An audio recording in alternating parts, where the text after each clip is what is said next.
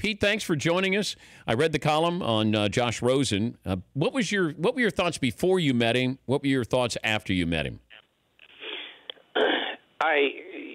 All I heard for people around the NFL is that we don't like this guy, and the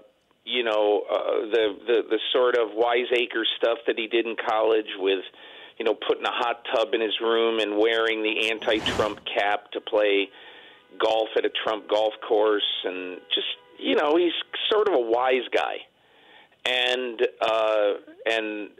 so I didn't know what to think other than because I don't really follow college football that closely in the fall, and I just start to get to know who these guys are once February rolls around. So I didn't know him really other than Pete Thamel's story in SI a couple of years ago, which was really good. Anyway, and I met him, and I thought he was very reasonable. I thought he had good analyses of who he is as a person.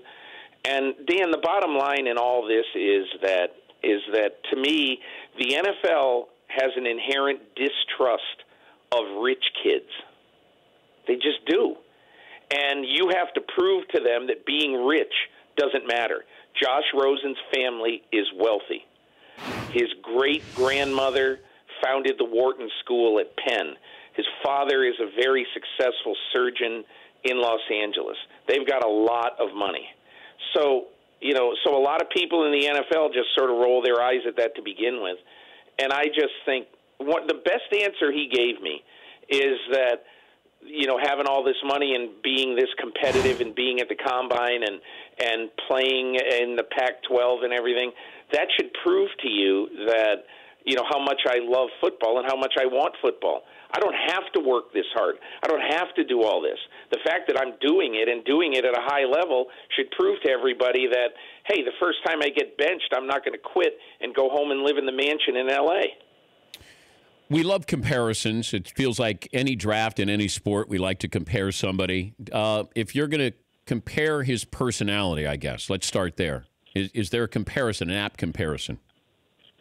I was just talking to a coach at the Combine about this.